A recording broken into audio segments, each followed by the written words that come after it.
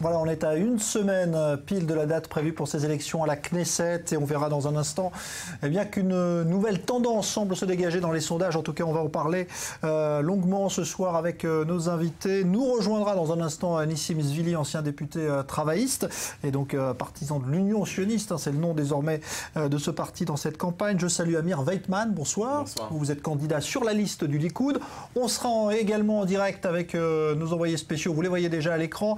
Ils assistent ce soir à une rencontre assez étonnante. Ça se passe à Tel Aviv, vous verrez, dans un bar de Tel Aviv. Et ce sont les candidats de la liste arabe unie qui viennent à la rencontre d'électeurs israéliens de Tel Aviv.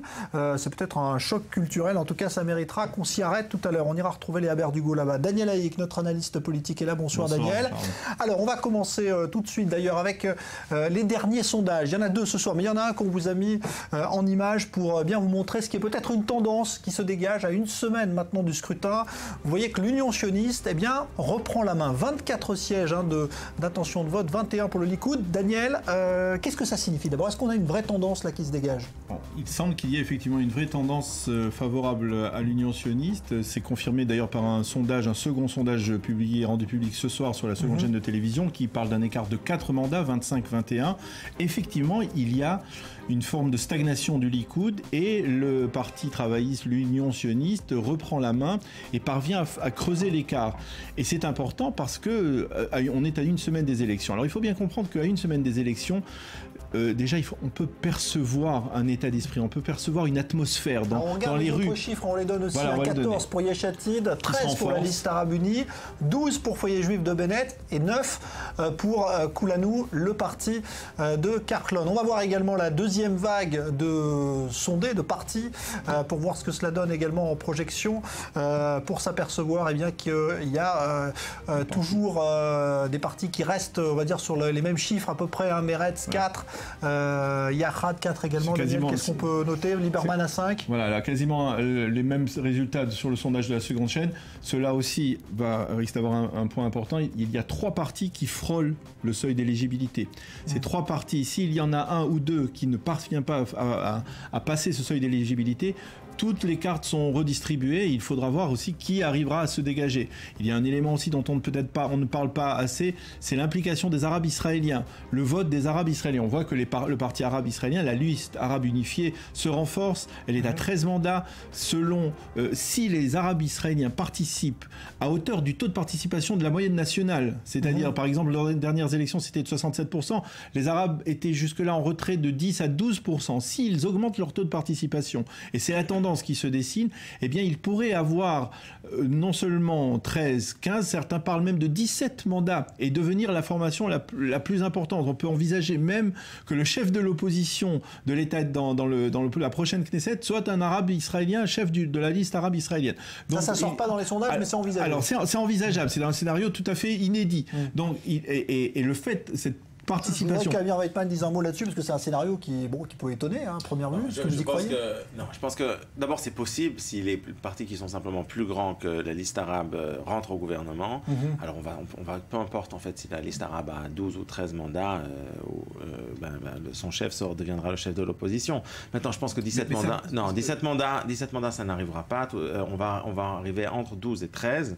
On peut régler ça de manière extrêmement simple, simplement en contrôlant le nombre de personnes qui votent pour la liste arabe au sein du public arabe en Israël. On sait que déjà aux précédentes élections, on avait plus de 90% des Arabes qui ont été votés, qui votaient déjà pour les partis arabes, qui ensemble avaient arrivé à 11, donc ils n'ont plus beaucoup de potentiel de progression de ce point de vue-là. Ils ont simplement un potentiel de progression, comme vous l'avez bien mentionné, par rapport au taux de participation. Mais même si on rajoute encore quelques pourcents, alors ça va rajouter peut-être 1 ou 2 mandats. Mais cela peut par exemple handicaper les petits partis comme Meretz, comme le Yachad et comme Israël Beiteinu, qui risquent de ne pas avoir suffisamment de voix pour passer le seuil d'éligibilité. Ce que je veux dire, c'est que le parti arabe n'arrivera ni à 15 ni à 17, on sera entre 12 et 13.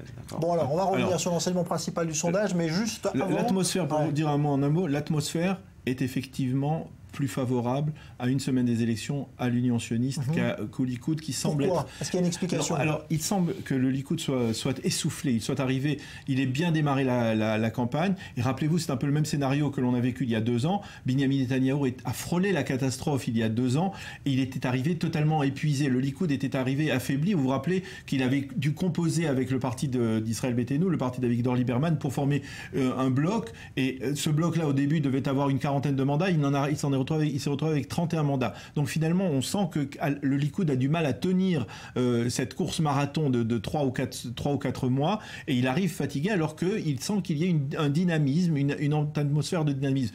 Et pour cela, c'est comparable à effet inverse avec ce qu'on avait vécu en 1996 lorsque Binyamin Netanyahou s'est présenté pour la première fois au poste de Premier ministre. À l'époque, c'était quelques mois après l'assassinat d'Yitzhak Rabin. Il était quasiment évident que Shimon Peres allait l'emporter. Les élections étaient au suffrage universel direct. Et on a vu qu'en quelques jours, grâce au soutien des partis orthodoxes de l'époque, il y a une mobilisation sans précédent. On a senti qu'il y avait un vent qui soufflait en faveur de Binyamin Netanyahou. Et effectivement, Binyamin Netanyahou l'a emporté de 30 000 voix et est devenu Premier ministre face à Shimon Peres. Bon, vous constatez qu'il y a une baisse de souffle dans votre campagne, celle du Likoud, Amir Weizmann ? On est aujourd'hui, comme on le sait, à une semaine des élections. Je crois qu'il faut dire franchement, et je crois qu'il ne faut pas se cacher, il ne faut pas se voiler la face, n'est-ce pas ? Il y a une situation véritablement de crise aujourd'hui pour le Likoud et pour la droite israélienne. Cette crise risque d'avoir des conséquences graves sur l'avenir de l'État d'Israël. Donc, en fait, où sont partis ces mandats ? Parce qu'on a clairement, c'est pas seulement le Likoud, c'est tout le bloc de droite qui a baissé de plusieurs mandats dans les sondages depuis maintenant quelques semaines. Où sont partis ces gens ? Ces gens sont repartis chez Lapid, bien que Lapid ait été pendant 1 an et demi un ministre des Finances catastrophique, qui est reconnu par tous les économistes du pays comme ayant été un échec total. Son programme sur la TVA zéro était un désastre. Aucun économiste, pas un économiste n'a défendu ce programme. Enfin, c'était vraiment...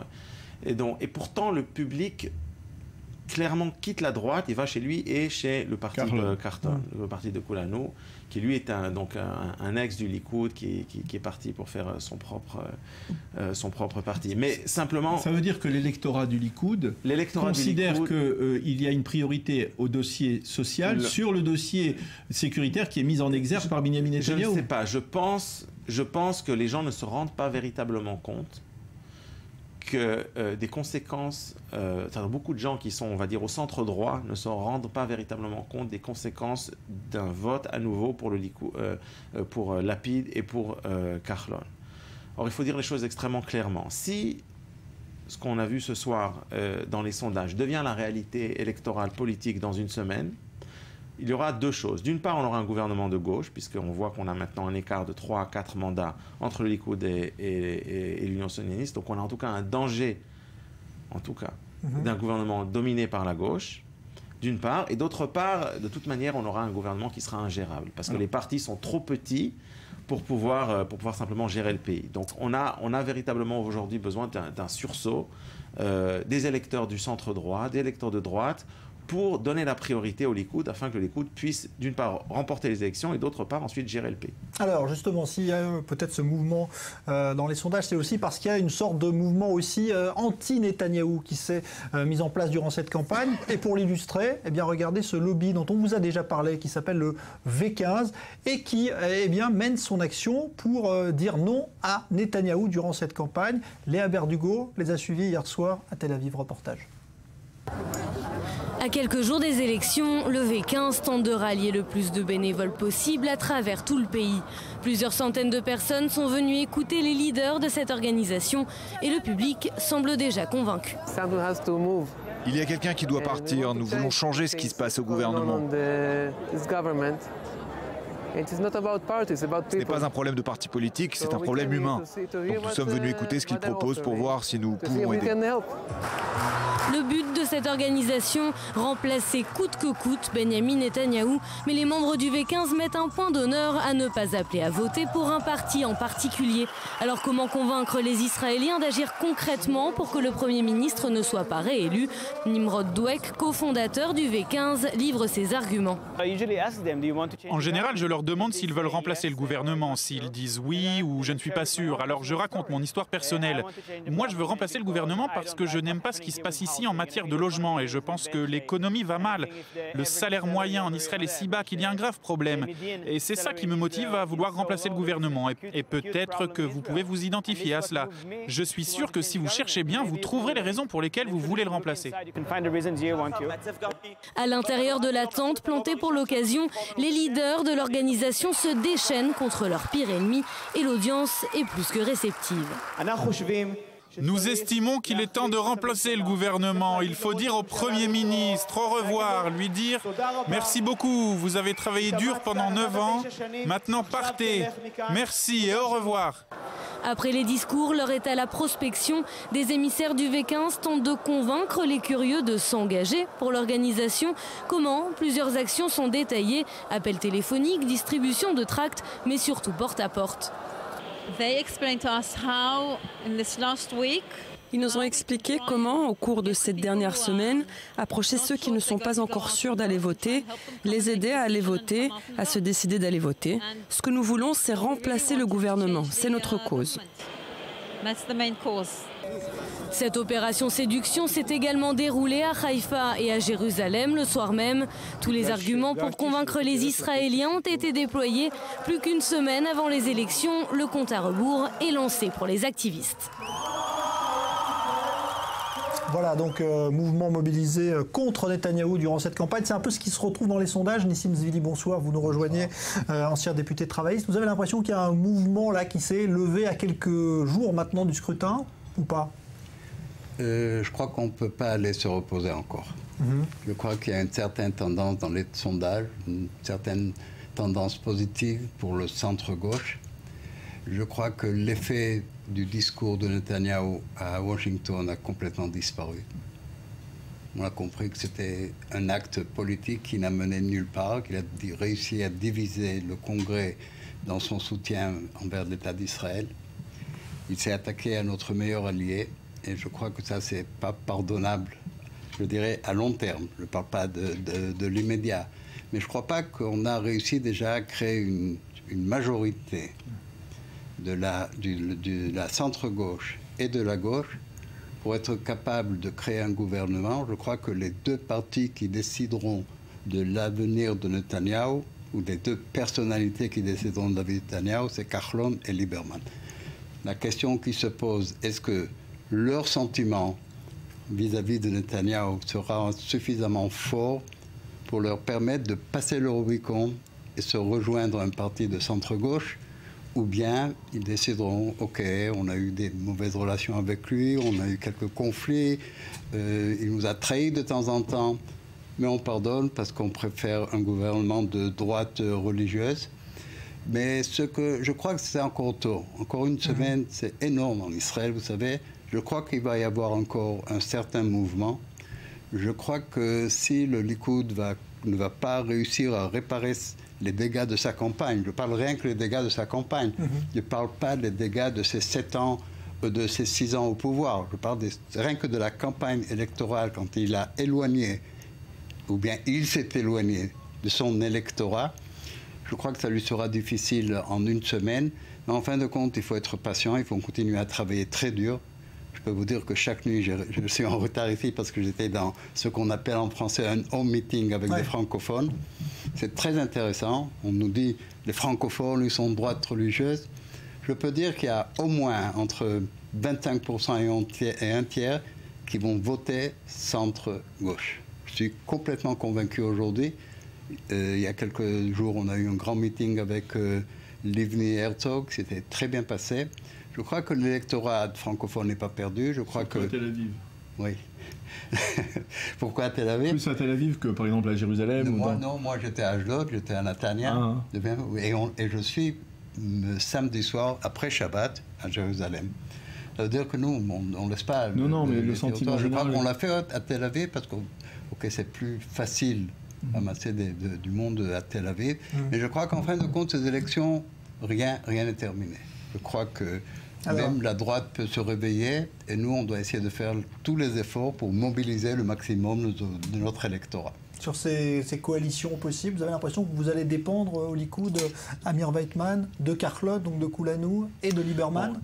Il faut tout de même dire à l'avantage de la droite, c'est que structurellement, l'électorat israélien est de droite, majoritairement de droite d'une part. D'autre part, la gauche israélienne n'a pas de toute façon pas de majorité, même dans les sondages actuels, parce qu'on a quand même du mal à voir des gens comme Carlon et Lapid être dans le même gouvernement avec le Parti arabe unifié, par exemple.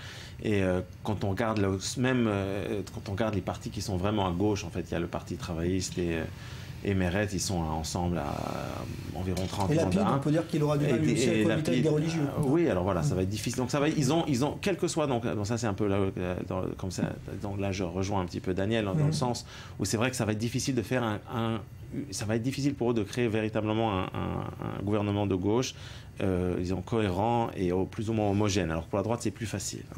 Maintenant, ceci étant dit, je pense qu'en effet, la tendance va clairement contre nous.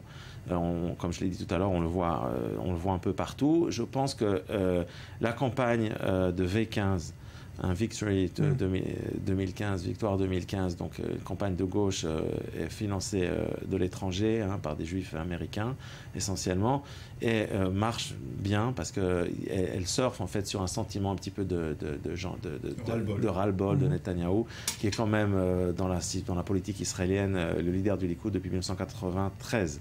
Donc ça fait bientôt 22 ans qu'il est presque tout le temps le chef du Likoud, chef de l'opposition, Premier ministre, bref. Donc beaucoup de gens en ont marre, il y a tous les déboires personnels, donc c'est évident qu'on a un problème, mais simplement, je pense que, de nouveau, structurellement, car Carlon est quand même, il vient quelqu'un qui vient du Likoud, quelqu'un qui est quand même de droite. Il n'est pas un homme de droite. Je pense qu'il est social, sur les sujets socio-économiques, c'est exactement l'inverse de Netanyahou. Non, je m'excuse, mais Carlon a défendu la compétition alors que la gauche s'oppose à la compétition. La gauche est pour la nationalisation, la gauche c'est pour le socialisme, etc. Donc c'est quand même difficile de présenter la gauche comme étant... Vous représentez la gauche ou la droite? Non, mais je dis... laissez-moi présenter la gauche. Bon, historiquement, c'est quand même la gauche qui est... Dans le monde entier, la gauche, c'est quand même des partis sociaux-démocrates. En Israël, elle est différente. Alors, Daniel, je pense, excusez-moi, je suis quand même obligé de dire, parce que les 3 premières personnes qui sont arrivées aux 3 premières places des élections primaires du Parti travailliste, Sheli Yechimowitz, qui est le symbole du socialisme dur syndicaliste israélien, deuxième, Stav Shapir, troisième, Utzik Shmuli, qui sont des activistes étudiants de la révolte, enfin, ils sont à la limite du gauchisme. Donc c'est quand même très difficile de présenter des gens comme ça, comme étant le centre-gauche modéré, social-démocrate, moderne comme Trachtenberg pourrait l'être. Comme si vous présentez Danone comme un homme de droite modéré. Il est contre la création d'un État palestinien, il est contre la plateforme politique du Likoud, il n'est pas le seul. Netanyahou, dans son parti, sur les sujets politiques, il est minoritaire. Absolument. Si le discours de Netanyahou, de Bar-Ilan, c'est sa vraie politique, et je n'y crois pas du tout, moi je crois que c'est un homme d'extrême droite, mais si c'est son discours, et si c'est sa vérité politique, il est minoritaire dans le Likoud, dans sa branche politique. Il n'a même pas 50% des votes. Ça veut dire, et ça, il faut le reconnaître. Ça veut dire que quand vous partez de Stav Shapir, quand on voit comment... Moi, j'ai vu comment la jeune génération des étudiants, comment ils la reçoivent, pour eux, c'est quelque chose de nouveau dans la politique, quelque chose d'éclatant, qui a la force, le courage de lutter contre l'administration d'extrême droite, contre les partis religieux qui essayent de faire des deals pour encore quelques millions de shekels dans les colonies. Et c'est ça la lutte qu'elle a menée. On peut dire pour ça, les c'est une lutte de syndicats, gauche. pour l'extorsion du contribuable israélien en faveur des syndicats, comme par exemple les syndicats des ports, c'est l'extorsion. Simplement pour ne comparez pas les syndicats au Hamas au moins. Hein. Vous l'avez fait cette erreur une fois. Ça non, moi je pense personnellement que le Hamas, au moins, ils ont la franchise de dire qu'ouvertement, les syndicats détruisent le pays, ont causé d'un tort dramatique depuis des dizaines d'années à ce pays. La situation socio-économique en Israël est ce qu'elle est dans divers domaines à cause des syndicats. La vérité, c'est que la Histadrout et les syndicats israéliens sont des groupements dangereux pour le public israélien. Ok. Vous savez qu'au sein de quand la on parle de... Non, non, mais quand on parle... Attendez une minute. Est-ce que vous savez que dans la Histadrout, 80% des votes, c'est des votes du Likoud et de Shas? Vraiment, c'est moi que vous racontez. 40% des membres de la Histadrout, ce sont des membres...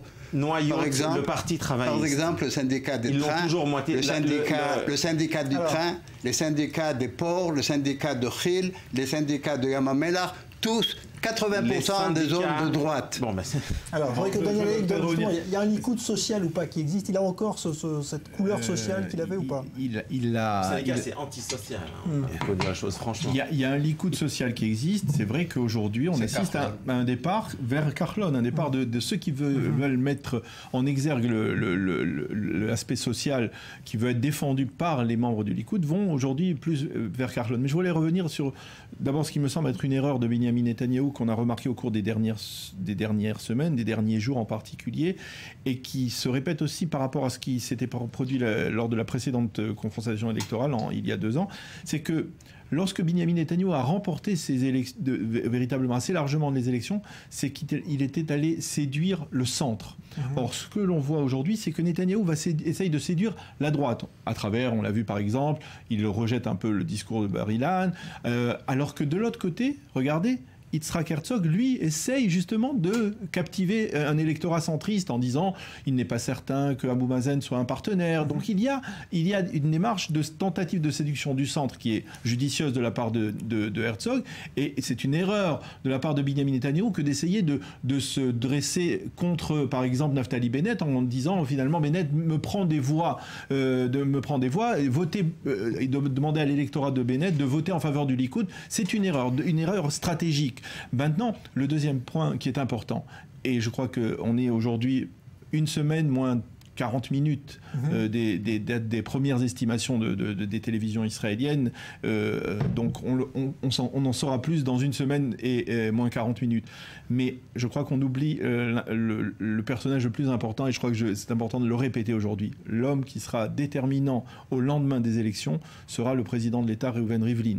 Et puisqu'on semble s'acheminer vers une échéance sans décision tranchante, transition ni à gauche ni à droite, eh bien, il y a un homme qui va devoir trancher. Et cet homme, c'est Reuven Rivlin. Et que je crois que quelque part, lorsqu'il va faire ses calculs et que les partis politiques vont venir, les responsables des partis politiques vont venir et lui dire, voilà, je recommande Herzog ou je recommande Benyamin Netanyahou. Et qu'il va arriver à une sorte de quasi-parité, 58 d'un côté, 55 de l'autre, y compris 55 avec les partis arabes israéliens qui devraient recommander Herzog de manière assez inédite aussi. On va arriver à 58-55, ce sera Moshe Carlon qui devra faire la différence.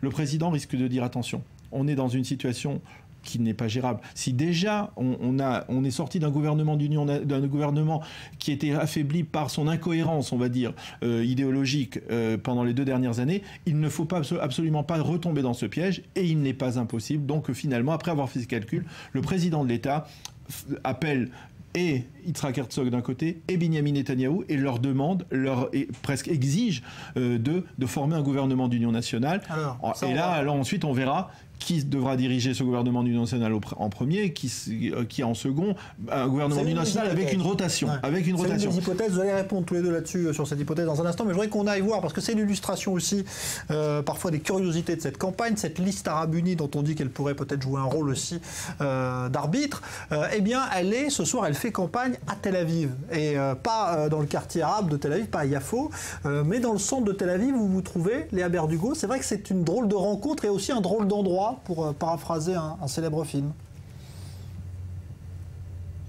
Oui, exactement. Nous nous trouvons dans un lieu assez surprenant pour un rassemblement de la liste arabe unifiée, puisque nous nous trouvons dans l'un des bars les plus fréquentés de Tel Aviv. Alors le but est affiché et il est très clairement dit par certains députés et certains membres de la liste de arabe unifiée. Aïda Touma, auquel nous avons parlé, nous l'a dit très clairement. Le but est de convaincre les juifs israéliens de voter pour la liste arabe unifiée. Alors les défis sont extrêmement très importants. Aïda Touma l'a dit, elle ne l'a pas caché. Le but premier de la liste arabe unifiée est de défendre bien sûr les intérêts de la communauté arabe en Israël, mais elle a également souligné que les intérêts de la liste et des différents partis présents au sein de cette liste étaient de défendre les intérêts sociaux pour les juifs et pour les musulmans. Alors nous avons posé la question à Dov Ranin. Est-ce que la société israélienne est réceptive et la société juive israélienne est réceptive à de tels arguments? Je vous propose d'écouter sa réponse. Je ressens qu'on s'intéresse beaucoup à nous. Les messages portés par cette liste unifiée, notamment par Ayman Ouda, qui est à la tête de cette liste, ce sont des messages extrêmement forts à l'égard de l'opinion publique israélienne. Il y a un message de dialogue, de vivre ensemble, de manière à réaliser un changement en profondeur au niveau politique et social. Ensemble, nous voulons libérer les deux peuples de ce pays de la situation de guerre et d'occupation dans laquelle ils se trouvent.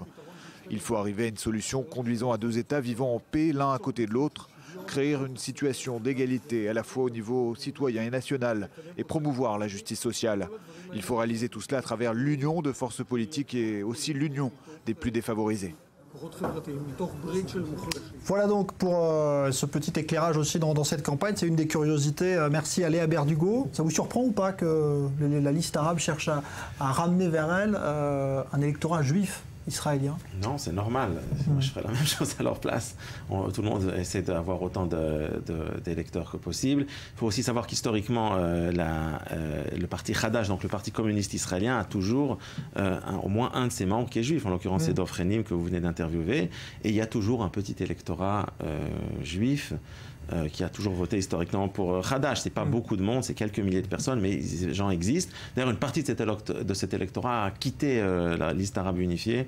Bon, de nouveau, on parle vraiment de très peu de monde, mais bon, c'est de bonne guerre de leur point de vue. Bon, alors, ce gouvernement d'union nationale dont parlait Daniel Haïk, est-ce que c'est une hypothèse que vous envisagez ou pas, Nissim Zvili, au soir du... Moi, personnellement, ou le Parti travailliste ou ses leaders, c'est différent. Et le Parti travailliste?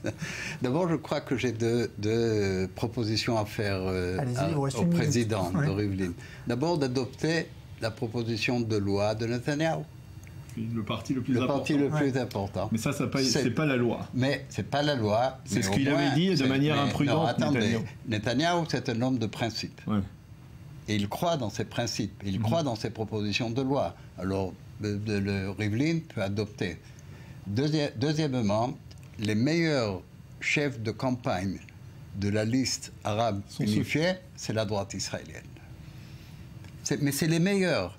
Chaque fois que Lieberman va faire un discours, ou Bennett, ou bien l'extrême droite, ou bien Ishai, ou Marzel, ça va amener encore de votants. Ils vont arriver à 70%.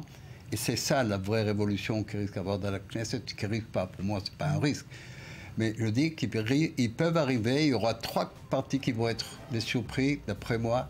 Ça sera Kahlon, ça sera la liste arabe unifiée, et en fin de compte, Lapid aussi.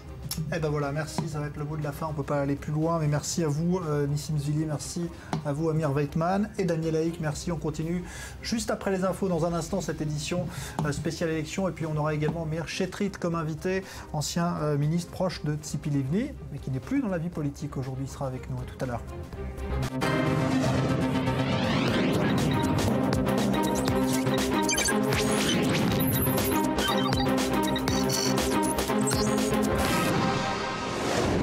Spéciale élection, suite dans une dizaine de minutes, c'est Meir Shetrit, ancien ministre proche de Tzipi Livni, qui sera notre invité. Mais tout d'abord, et comme chaque soir, la campagne israélienne vue à travers les réseaux sociaux. Miri Maman avec nous ce soir. Bonsoir Miri. Bonsoir Jean-Charles. Alors vous avez choisi de vous intéresser ce soir à une campagne anti qui est très à la mode cette fois. C'est-à-dire qu'en Israël, on essaie de montrer ce qui ne va pas chez les autres. C'est très négatif. Exactement, voilà, c'est les campagnes négatives. Donc vous l'avez dit, c'est pour montrer les aspects négatifs des autres plutôt que de montrer ce qui est positif chez soi. Alors si la plupart du temps c'est souvent sur le ton de l'humour, parfois ça dérape. Comme vous le voyez sur ces photos, on voit Yair Lapid, c'est le patron du parti centriste Yesh Atid. On le voit, le visage tuméfié par des coups, en tenue nazie. Eh bien, ce sont des photos qui ont été déposées sur la voiture, le pare-brise d'un militant de Yesh Atid. Alors le parti de Lapid a publié évidemment un communiqué dans lequel il affirme que le parti continuera lui une campagne positive, contrairement à cette campagne-là qui est donc négative. Et ces images sont d'autant plus choquantes, évidemment, puisqu'on se rappelle de toute la campagne qui a été menée contre Yitzhak Rabin, qui a lui été assassiné en 1995. Effectivement, de sinistre mémoire. Alors heureusement, cette campagne négative n'est pas toujours aussi violente. Non, au contraire. En général, c'est plutôt humoristique, on l'a dit, et on peut qualifier de publicité comparative. Alors, est-ce que vous savez ce que c'est? J'imagine que oui, les Américains en sont très friands. C'est de dire, n'achetez pas cette poudre à lessiver, par exemple, parce qu'elle ne détache pas, achetez plutôt la mienne. Eh bien, les Israéliens, c'est un principe, c'est le même principe. Naftali Bennett, le patron du foyer juif, et lui, il use et il en abuse. Par exemple, là, on voit des affiches qui ont été placardées dans les rues où il se compare à Yair Lapid en disant, moi, j'ai fait beaucoup de choses bien, lui, pas du tout. Et en vidéo, ça donne ça. הוא בא לשנות. אצלו משהו חדש התחיל. הוא חתיך כמו כוכב קולנוע, והוא הקריח ב-87. הוא קיבל 19 מנדטים, הוא קיבל 12. הוא מתאגרף מעולה, הוא חוטף בראש מצוין. הוא קיבל את ראשות קבינט הדיור. הוא קיבל את ראשות קבינט יוקר המחיה. הוא הודיע על מע"מ אפס.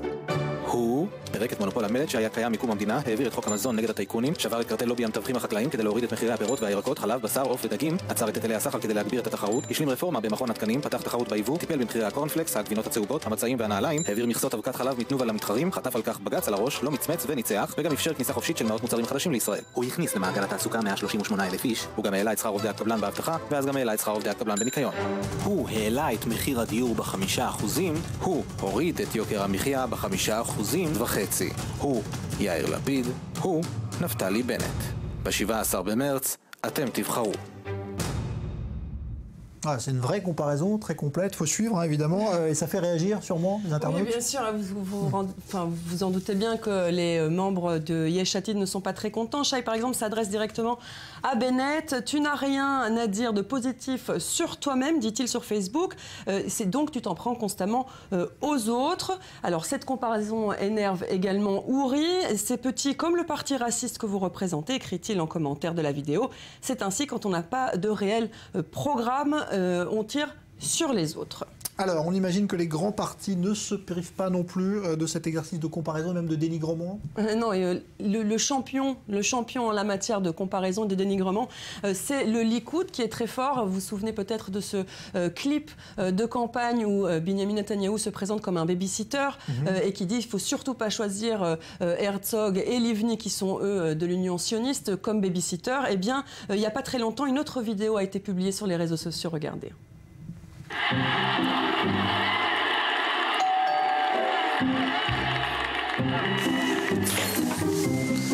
ערב טוב אחי, פיצה בוז'י. כך זה הקבלה שלך. מה? זה המחיר? כולה פיצה בוז'י רכה עם פטריות, למה כל כך יקר? אחי, הזמנת אקסטרה מחנץ, אין מה לעשות, משלמים על זה ביוקר. קח, תודה. רגע, מגיע לך עוד משהו. מה?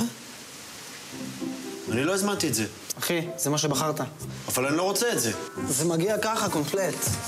ציפי לבני? זה מה שהבאת? לא יכולת להביא איזה לחם שום תבליני, משהו שיש לי מה לעשות איתו? אחי, זה בא ביחד. וגם אין מצב שאני חוזר איתה. אם הייתי יודע, הייתי בוחר משהו אחר. איך נתקעתי איתך עכשיו? כבר היא הורסת את הבית.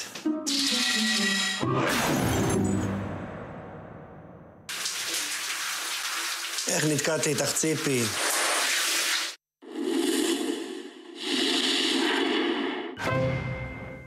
Voilà, c'est toujours très drôle. Là, il n'y a pas Bibi cette fois. Évidemment, ça ne plaît pas à l'Union sioniste. Non, ça ne plaît pas. Il y a une réponse très rapide. Forcément, Yitzhak Herzog a répondu très sérieusement dans un clip très sérieux en disant que lui prend les choses au sérieux et que si Bibi veut faire le clown, eh bien, il tient qu'à lui de le faire. Et puis, eux aussi, l'Union sioniste, savent utiliser de l'humour et pour dénigrer l'adversaire. Regardez.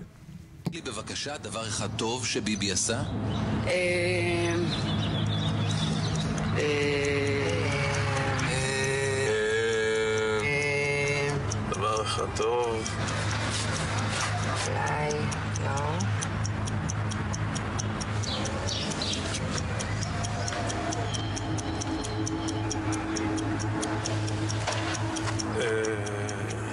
Voilà, Voilà, merci Myri Maman pour cet exposé humoristique. Tout de suite, le portrait de Yael Gergman, préparé par Lorraine Tolina et Tal Shalev.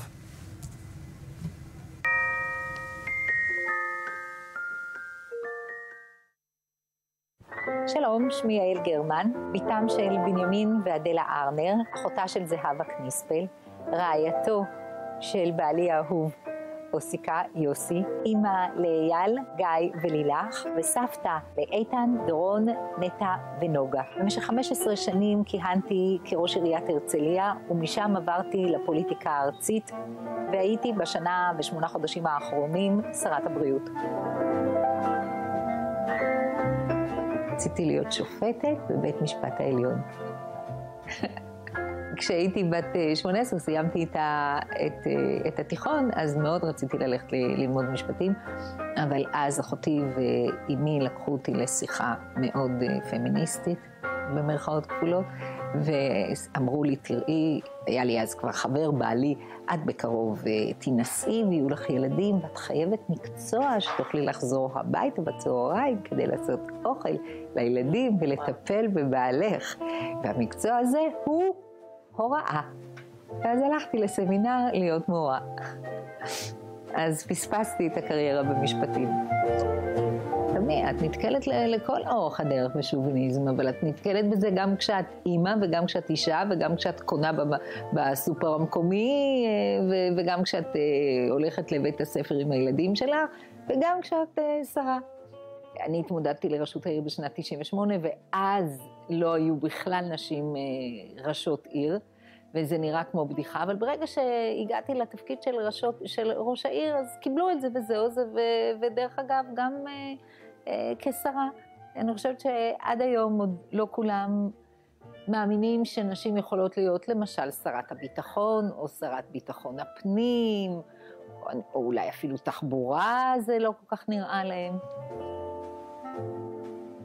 אני חושבת שבכלל יש יתרון לאישה מנהלת, וגם לאישה נבחרת ציבור בכל תפקיד, וגם לאישה מנהלת. אני חושבת שאנחנו יכולות הרבה יותר להכיל, יש לנו אמפתיה, הבנה, סבלנות. אני חושבת שגם יותר ענווה, פחות ביטחון עצמי, שגורם פעמים רבות ליהירות, ויותר ענווה, לצניעות. אני חושבת שהרבה פעמים הרגש נותן לך לקבל דווקא החלטות טובות. כי אם את מאוד מאוד רגישה, למשל בתפקיד שלי, למצוקות, ואני נפגשת עם אנשים וקוראת מיילים, מדברת בטלפון, ומגלה שיש איזושהי מצוקה, זה עוזר לי אחר כך לקבל דווקא החלטה נכונה, לפתור את המצוקה. אולי יש כאלה שלא מעריכים את הנחישות שלי, בגלל הנכונות שלי לשמוע. ואני באמת אוהבת לשמוע, ואני אוהבת לשמוע הרבה מאוד צדדים. אז לא מבינים שזה שאני שומעת, זה לא אומר שאני חלשה. כי once I make up my mind, אז אני הולכת על זה כמו בולדוזרית. אני למדתי שלהיות אהובה זה לא, או מוערכת על ידי אנשים מסוימים, זה לא המטרה שלי. המטרה שלי היא להגשים את החזון, להגיע ליעדים שאני חושבת שהם חשובים. ואם בדרך ישמיצו אותי ויפגעו בי ואני אצטרך להילחם ולא יאהבו אותי, זה ממש לא אכפת לי. Notre invité ce soir dans cette page spéciale élection à la Knesset, à une semaine pile du scrutin, eh bien, est un tout jeune retraité de la vie politique. Bonsoir, Meir Shetrit. Vous avez été ministre, député pendant très longtemps. C'est la première fois que vous suivez peut-être une campagne. Depuis quoi, plus de 40 ans, vous êtes engagé dans la vie politique. C'est la première fois que vous vivez en spectateur une campagne électorale en Israël, c'est ça ? Tout d'abord, c'est un plaisir de ne pas être impliqué dans des élections après 42 ans. J'étais impliqué dans toutes les élections municipales à la Knesset. C'est un sentiment bizarre de ne pas être impliqué. Mais la manière dont se déroulent les élections, on a l'impression que c'est une génération qui est partie. Je regrette que si ce n'était pas mon pays, j'aurais rigolé, mais c'est pas drôle. Les élections se déroulent à un niveau très bas. Et c'est dommage pour le public. Les partis aujourd'hui ont décidé de faire rire le public. Et c'est une blague, c'est tout simplement une blague. Et malheureusement, quand on doit élire des gens qui ont de la valeur, il y a des primaires, il y a des comités centrales, mais dans les partis, il n'y a plus de partis. Les partis proposent les meilleurs, les personnalités les meilleures, des gens avec expérience, du savoir, une expérience dans le domaine politique, diplomatique. Et finalement, ils recrutent des célébrités, des joueurs de football. Comment ils vont diriger le pays demain? Ainsi, c'est triste de voir cette chose-là. Je suis le plus ancien député. Je suis encore pour quelques mois député, mais j'étais le plus ancien, j'ai fait 7 fois ministre et je suis désolé de voir la façon dont nous conduisons les choses. Ainsi, il est probable qu'il n'y a pas de choix. Nous devons aller à des élections personnelles et régionales. Nous devons élire personnellement des personnalités politiques par le public. Ainsi, personne n'aura de prétexte pour dire c'est le parti. Celui qui ne sert pas son public sera viré. C'est comme ça dans tous les gouvernements, en Europe, en France, aux États-Unis, en Asie, en Israël. On vit toujours dans un processus de parti politique et le public n'a pas d'influence sur ceux qui sont élus à la Knesset. Le public doit voter pour un député précis, mais là, il vote pour un parti en global. Ouais, donc c'est une vraie réforme que vous voulez de la vie politique en Israël. Vous voulez un peu comme ça se passe en France, par exemple, des circonscriptions, des députés qui sont choisis pour leur action. Et personnellement, mais ici, ça fonctionne comme ça depuis des années. Vous pensez que ça va changer un jour ? Je pense que les chances que ça change sont très basses. Cette Knesset, c'est déjà ma 9e Knesset. Je suis 4200 députés et dans chaque Knesset, j'ai déposé un projet de loi comme ça d'élection régionale. J'ai tenté, même quand les deux partis, le Likoud et les travaillistes, étaient ensemble avec 59 députés. Ça ne change pas sur la gauche ou la droite, ils n'ont jamais été d'accord, parce que s'ils vont à une réforme électorale, l'autre parti va faire tomber le gouvernement. Aujourd'hui, les chances de faire passer une telle réforme sont faibles, parce que s'il y avait des élections régionales, les partis disparaîtraient. Ainsi, je dis que malheureusement, je crains que jusqu'à ce que la situation ne se détériore vraiment, il n'y aura pas de révolution, comme c'est arrivé en France après la Seconde Guerre mondiale, quand De Gaulle est arrivé avec la 4e République, les Français ont tenu. Peut-être qu'il faut qu'on arrive au pire et que ces élections vont créer une situation encore pire et que les partis vont se ressaisir et vont procéder à une réforme électorale, à l'élaboration d'une constitution pour changer la situation. Si on regarde les sondages, d'ailleurs, on s'aperçoit que ça risque d'être encore une fois très serré, très compliqué de construire une coalition. Certains parlent même d'un gouvernement d'union nationale, peut-être, c'est-à-dire Likoud et Union sioniste. Vous pensez que c'est une bonne chose si on en arrive là, après cette élection ? Je ne pense pas que c'est faisable. Avec les différences qu'il y a entre le Likoud et l'Union sioniste, ça n'arrivera pas. Le Likoud ne peut pas se permettre d'inviter la gauche et la gauche ne peut pas travailler avec le Likoud.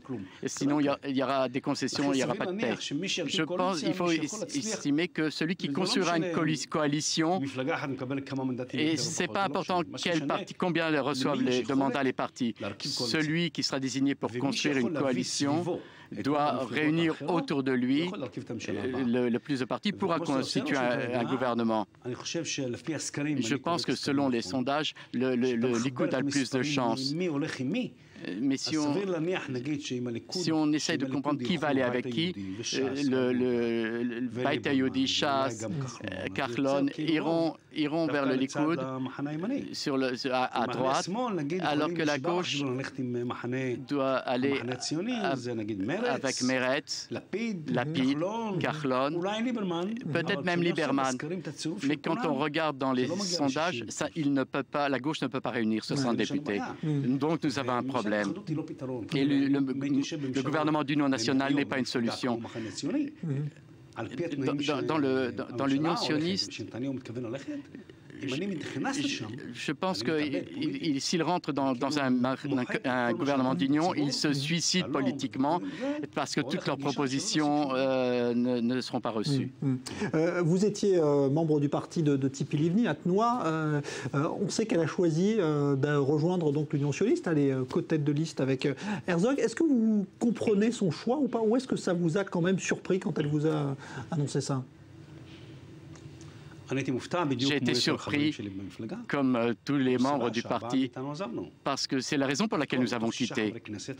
On était 6 et 4 sont partis, le général Mitzna, le général Schner, Itansour et moi-même. Nous étions les meilleurs et nous sommes partis parce que nous ne pouvons pas rejoindre le Parti travailliste. Donc on a quitté le parti et la Knesset. Et nous ne représentons pas, et dommage, Livni a décidé d'arriver à un accord de rotation avec Herzog, et on n'est même pas sûr qu'il y aura une rotation. Elle a renoncé à nos places au sein du parti. Si on avait 6 mandats et le Parti travailliste 15, le rapport était de 1,5 et il n'y aurait pas eu besoin d'une rotation. Et on aurait mené des négociations avec les travaillistes et chaque deuxième place aurait été réservée au mouvement Atnoa. Aujourd'hui, on voit effectivement que Livni est quand même très en retrait dans cette campagne. Est-ce que vous avez l'impression qu'elle regrette peut-être ce choix aujourd'hui, qu'elle ne trouve pas sa place dans ce nouvel attelage avec les travaillistes? Non, elle accepte ça. Tzipi Livni veut être Premier ministre. Son seul moyen d'y arriver, c'est de faire un accord avec les travaillistes. Si les travaillistes remportent les élections, les deux dernières années, elle sera Premier ministre. Et je pense qu'il faut être consterné de voir que l'image donnée par l'Union sioniste, ça ne renforce pas les Herzog. Parce que tout le monde dit il est venu avec quelqu'un pour la soutenir. Elle doit se montrer sérieuse et la campagne n'est pas mordante. C'est dommage qu'elle ait rejoint l'Union sioniste. Mais il faudrait être plus sérieux, moins de gimmicks. Il faudrait se mettre face à la caméra et dire au public voilà quels sont nos problèmes. Et c'est ce que nous voulons faire. Demain, dans l'éducation, c'est ce qu'il faut faire, parler au public et leur expliquer quelle est la politique. Peut-être qu'il y aura des résultats, mais l'extravagance et les gimmicks, de mon point de vue, ça n'apporte rien. Merci beaucoup, Meir Shetrit, d'être venu nous parler et donner votre regard sur cette campagne que vous observez depuis la première fois depuis plus de 40 ans, puisque vous avez annoncé votre retrait de la vie politique, ancien député, ancien ministre. Merci d'avoir été l'invité d'i24 News. Merci à vous. Et on rappelle qu'on est à une semaine maintenant seulement du scrutin. Bonne soirée.